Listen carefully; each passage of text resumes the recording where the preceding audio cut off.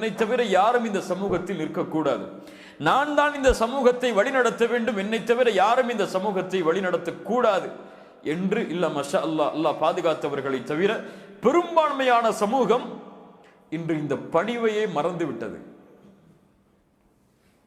முஃமின்கள் தங்களோடு பணிவோடு பாசத்தோடு அன்போடு பரிவோடு நடந்து கொள்வார்கள். ஒருவன் தவறு செய்தால் கூட அவன் மனம் நோகாமல் அந்த தவறை திருத்துவார்கள். எப்படி இன்பமான நேரத்தில் அவரோடு இருந்தானோ அது போன்று துன்பமான நேரத்தில் இன்பமான நேரத்தில் இருந்ததை விட அவரோடு இருப்பான். பலன் இருந்தால் இன்று நட்பு, பலன் இல்லை என்றால் நட்பே கிடையாது. இருக்கு இன்பம் வந்தால் அவரோடு வாழ்வான், துன்பம் அவரிடத்திலிருந்து வந்து விட்டால் அவருக்கும் எனக்கும் சம்பந்தம் இல்லை என்றுவான். தான் இன்னைக்கு உலகம். அந்த உலகத்தில் இந்த முஸ்லிம்களும் அவர்களை போன்று வாழ்வதை நினைக்கும் பொழுதுதான் தெரிகிறது தூதருடைய வாழ்வை விட்டு நாம் எவ்வளவு தூரத்தில் வாழ்கிறோம் என்று. காஃபிர்களோடு கடுமையாக நடந்து கொள்வார்கள். காஃபிர்களோடு கடுமையாக நடந்து கொள்வார்கள் என்றால் என்ன அர்த்தம்? அடிக்கடி குர்ஆன்ல படிக்கிறவங்கள என்ன அர்த்தம்? காஃபிர்களை பார்த்தா பேச மாட்டாங்களா? அவங்களோடு உறவை துண்டித்து வாழ்வார்களா? இறை மறுப்பாளர்களை பார்த்தால் விரட்டி விடுவார்களா? அதான் கடுமையா? அல்லாஹ்வுடைய தீனை அவர்களுக்கு முன்னால் பின்பற்றுவதிலிருந்து கடுமையோடு இருப்பார்கள். அல்லாஹ்வுடைய தீனை பின்பற்றுவதற்கு அவர்களை பார்த்து வெட்கப்பட மாட்டார்கள். இன்னைக்கு எல்லாருடைய உள்ளத்திலையும் இது இருக்கு. தன்னை முஸ்லிம் என்று வெளிப்படுத்துவதற்கு பிற மதத்தார்கள் முன்னால் நாம் பயப்படுகிறோம். பயப்படுகிறோம் என்று சொல்வதை விட வெட்கப்படுகிறோம் பலர். அவர்களுக்கு முன்னால் நாம் பேசிக் கொண்டிருக்கும் பொழுது அல்லாஹ் என்ற வார்த்தையை சொல்வதற்கு பலர் வெட்கப்படுகிறார்கள். அவர்களுக்கு முன்னால் பேசும் பொழுது இஸ்லாம் என்ற வார்த்தையை சொல்வதற்கு வெட்கப்படுகிறார்கள். அல்லாஹுடைய மார்க்கத்துடைய சில நிபந்தனைகளை போதனைகளை வெளிப்படுத்தும் பொழுது அவர் என்னை தவறாக நினைத்துக் கொள்வாரோ என்று கருதுகிறார்கள். எது கண்ணியம்? இதுவா?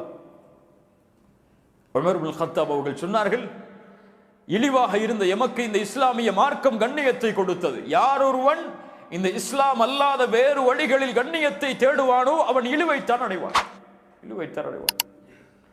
இப்படி அல்லாஹ்வுடைய தீனை பின்பற்றுவதில் கடுமை காட்டுவார்கள் இறை மறுப்பாளர்களுக்கு முன்னால். இவர்கள் இந்த தீனை நேசிப்பதை பார்த்து அவர்களுக்கும் இந்த தீனை நேசிக்க வேண்டும் என்ற விருப்பம் வரும். ஆனால் இன்று நாமே வெட்கப்படுகிறோம் இந்த தீனை வெளிப்படுத்துவதற்கு. இல்ல மாஷா அல்லாஹ், அல்லாஹ் பாதுகாத்தவர்களை தவிர. அல்லாஹ்வுடைய தூதர் ஸல்லல்லாஹு அலைஹி வஸல்லம் அவர்களோடு வாழ்வதற்கு மறுமையில் இன்னும் சில முக்கியமான காரணிகளை சொன்னார்கள். நானும் யத்தீமை பாதுகாப்பவரும் யத்தீமை அரவணைப்பவரும் நாளை மறுமையில் இந்த இரண்டு விரல்களை போன்றிருப்போம். இந்த சப்ஜெக்டே நம்முடைய வாழ்க்கையில் கிடையாது. எத்தீம்களை அரவணைப்பது, எத்தீம்களை பாதுகாப்பது, எத்தீம்களுக்கு உதவி செய்வது என்ற ஒரு விஷயமே நம்முடைய வாழ்க்கையில் கிடையாது. நமக்கு எம்முடைய குழந்தைகளை பார்க்கறதுக்கே நேரம் இல்லை. இதுல எங்க எத்தீம் குழந்தைகளை பாதுகாக்கிறதுங்கிற எண்ணம் தான் பலருக்கு இருக்கு. அல்லாஹ் அக்பர். இது ஒரு பெரிய இது தனியாக பேசப்பட வேண்டிய நிகழ்வுகள். எத்தீம் குழந்தைகள் யாராக இருந்தாலும், அவர்கள் முஸ்லிம்களாக இருந்தாலும் பிற மதத்தை சார்ந்தவர்களாக இருந்தாலும் அவர்களை கருணையோடு பார்ப்பது, அவர்களுக்கு தேவையான உதவிகளையும் அவர்களுக்கு தேவையான வசதிகளையும் செய்து கொடுப்பது இந்த உலகத்திலே வாழக்கூடிய முஸ்லிம்களுக்கு கடமை, பொறுப்பது. எத்தீம்கள், அல்லாஹ்வுடைய தூதர் ஒரு எத்தீம் தான். அல்லாஹ்வுடைய தூதர் ஒரு எத்தீம் தான். அவர்களுடைய பிறப்பை பற்றி ஒரு ஆசிரியர் சொல்லும் பொழுது சொல்லுவார்கள், ஒரு எத்தீமான குழந்தை இந்த பூமியில் பிறந்தது உலகத்தில் வாழக்கூடிய எத்தீம்களுக்கு கண்ணியத்தை கொடுப்பதற்காக. முஹம்மது ரசூலுல்லாஹ் ஸல்லல்லாஹு அலைஹி வஸல்லம். ஃபஅம்மல் யதீம ஃபலா தக்ஹர். எத்தீம்களை விரட்டாதீர்கள் நபியே. இந்த எத்தீம்களோடு இருக்கக்கூடிய உறவை நாம் அதிகப்படுத்த வேண்டும். எவ்வளவோ ஆர்ஃபனேஜ் இருக்கு. அங்கெல்லாம் நமக்கு உதவி செய்வதற்கு நம்மகிட்ட காசு இல்லாட்டா கூட அவர்களோட போய் கொஞ்ச நேரம் உட்கார்றதுக்கு கொஞ்சம் நேரத்தையாவது நம்ம கொடுக்கணும்.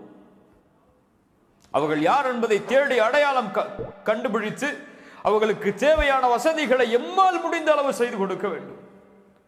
ரசூலுல்லாஹி ஸல்லல்லாஹு அலைஹி வஸல்லம் இதை நமக்கு வழிகாட்டினார்கள்.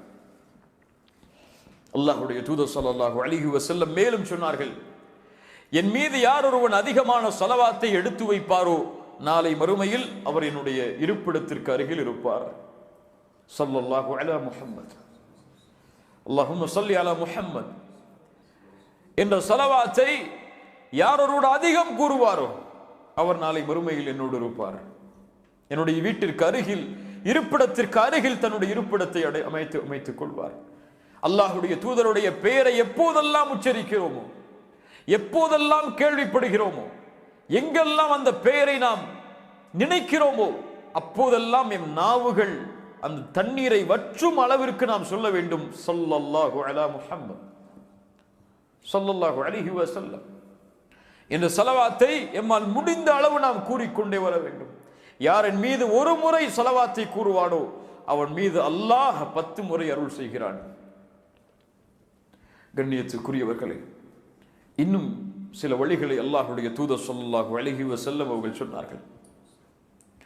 இந்த எண்ணத்தோடு நாம் வாழ வேண்டுமா, அல்லது இந்த உலகத்தில் இருக்கக்கூடிய இன்பங்களோடு இந்த எண்ணங்களை மறந்து நாம் வாழ வேண்டுமா என்று முடிவெடுக்கக்கூடிய தருணம் இது. நபித்தோழர்கள் விரும்பிய வாழ்க்கை இந்த உலகத்தில் நான் மரணித்ததற்கு பிறகு அந்த தூதரோடு வாழ்வது. அபூபக்கர் சித்திக் ரலியல்லாஹு அன்ஹு தூதர் மரணித்த நாளில், தூதர் விரும்பிய அந்த நாளில் தானும் மரணித்து அதே தினத்திலேயே அடக்கப்பட வேண்டும் என்று விரும்பினார். அபூபக்கர் சித்திக் ரலியல்லாஹு அன்ஹு திங்கட்கிழமை. நாம் யோசித்து பாருங்கள், ஒரு கற்பனை செய்யுங்கள்.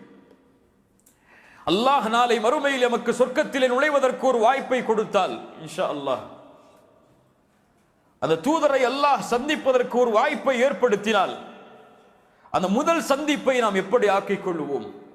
ஒரு முஃமின் இதை சிந்திப்பான், இதை ஆசை கொள்வான். தூதரை சந்திப்பதற்கு நான் அணியக்கூடிய ஆடை என்ன சொர்க்கத்தில்? யாரையெல்லாம் அழைத்துக் கொண்டு தூதரை சந்திக்க செல்லுவேன்?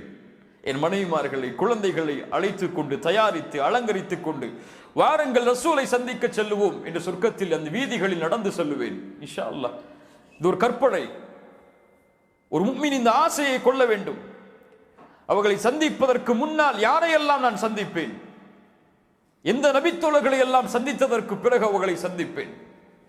நபித்தோழர்கள் எல்லாம் படை சூழ்ந்து உட்கார்ந்து இருக்கக்கூடிய அந்த சொர்க்கத்தில் அல்லாஹ்வுடைய தூதர் ஸல்லல்லாஹு அலைஹி வஸல்லம் அவர்களுக்கு நான் அடையாளம் காட்டப்படும் பொழுது, நான் அவர்களை சந்திப்பதற்கு வந்திருக்கிறேன் என்று அறிவிக்கும் பொழுது அல்லாஹ்வுடைய தூதர் எம்மை எப்படி வரவேற்பார்கள்?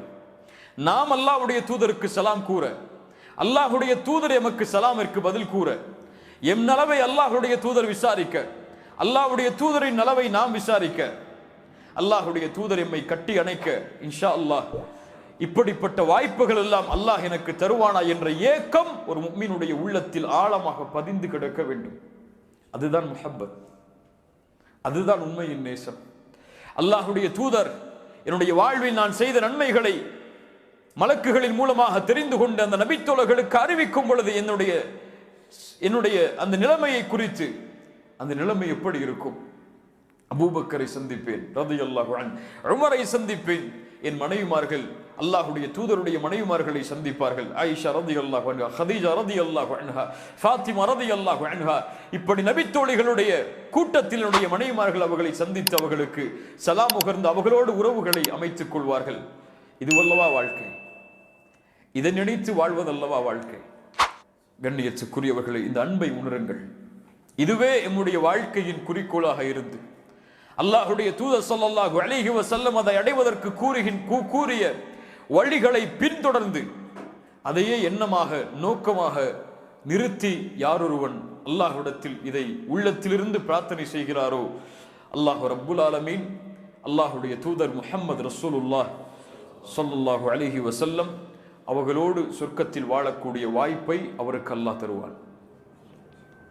கண்ணியத்துக்குரியவர்களே, அல்லாஹ் ரப்புல் ஆலமீன் இந்த நினைவை நம்முடைய உள்ளத்தில் அதிகப்படுத்துவானாக. இந்த எண்ணத்தில் அல்லாஹ் ரப்புல் ஆலமீன் நம்மை வாழ வைப்பானாக.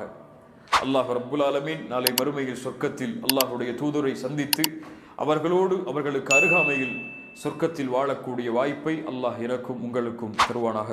இந்த அறிவுரையை முதலாவதாக எனக்கும் பிறகு உங்களுக்கும் ஆக்கிக் கொள்கிறேன். அக்கூலு கௌலி ஹாதா அஸ்தக்ஃபிருல்லாஹ் லீ வலக்கும். திடீரென்று அழைக்கப்பட்ட அழைப்பை ஏற்று வந்திருக்கக்கூடிய உங்கள் எல்லோர்களுக்கும் அல்லாஹ் ரப்புல் ஆலமீன் முழுமையான நற்கூலிகளை அல்லாஹ் வழங்கட்டும். ஜஸாக்குமுல்லாஹு ஹைரன். பாரக்கல்லாஹு ஃபீக்கும். அகூல்